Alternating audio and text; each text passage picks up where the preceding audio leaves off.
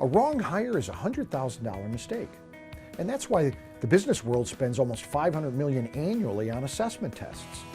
The challenge is assessment tests still aren't answering the fundamental question as you consider a candidate. What kind of skills does this person have? And what kind of capacity to learn are they going to be able to demonstrate if I bring them into my team?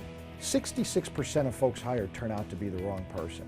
I'm going to give you a move that I've been doing in interviews for the last 25 years, which is going to make it clear what kind of skills you have in front of you. I'm curious if you'd work with me in a little bit of a role play scenario. It's kind of a skills assessment. We kind of go through a bit of a role play.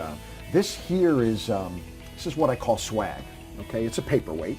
So what I'd like you to do is take a few minutes, if you're open to doing this, and think about how you want to engage. But your mission is going to be to engage with me, understand what I'm doing now, and basically convince me somehow, some way that this might be a better promotional item for us to think about using as opposed to whatever it is we're doing now.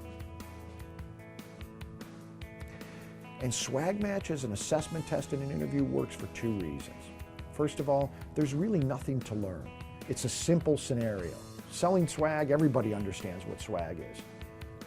Someone sitting in front of you already knows what your customer business situation is. So it shouldn't be difficult for someone who's representing themselves as being skilled, either on the sales or the customer execution side, to be able to take those two dynamics and be able to show you what it is they can do.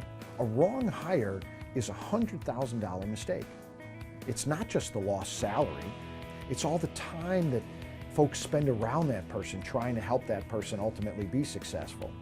It's the customer situations where maybe you end up with a little less goodwill than you should have because an opportunity was not handled properly. It's missed sales opportunities that maybe you should have won if you had the right person on the front lines. So click on the link below.